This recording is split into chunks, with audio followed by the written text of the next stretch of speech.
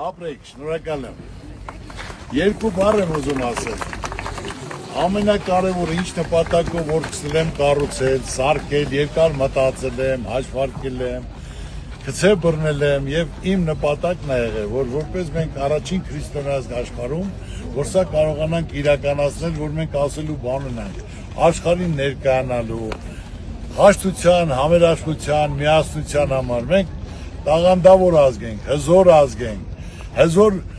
պատմություն ունենք, բայց մենք միայն ու միայն պետք է կարողանանք միասնական լինել։ Այն նախանձը չարությունը չլինի, չկամությունը չլինի,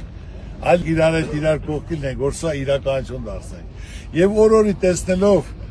հազարավոր մարդիկ են գալի, դա կլինի շաբաթ, կիրակի, ամեն օր աշխարհի տարբեր ծայրերի զանգեր կան, որ ուզում են գան տեսնեն, իրանք էլ մասնակից լինեն։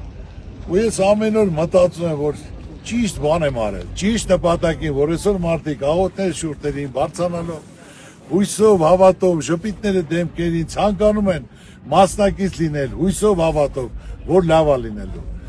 100% լավ է լինելու։ Ու իմ ամենակարևոր նպատակը, որ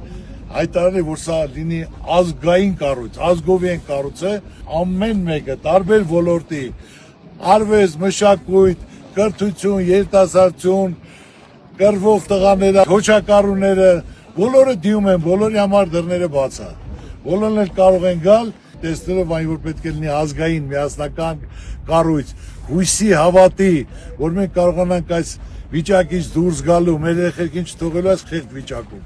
Դա մենք կարող ենք անել միասին։ Ով ինչ կարանի, նա պետք է անի։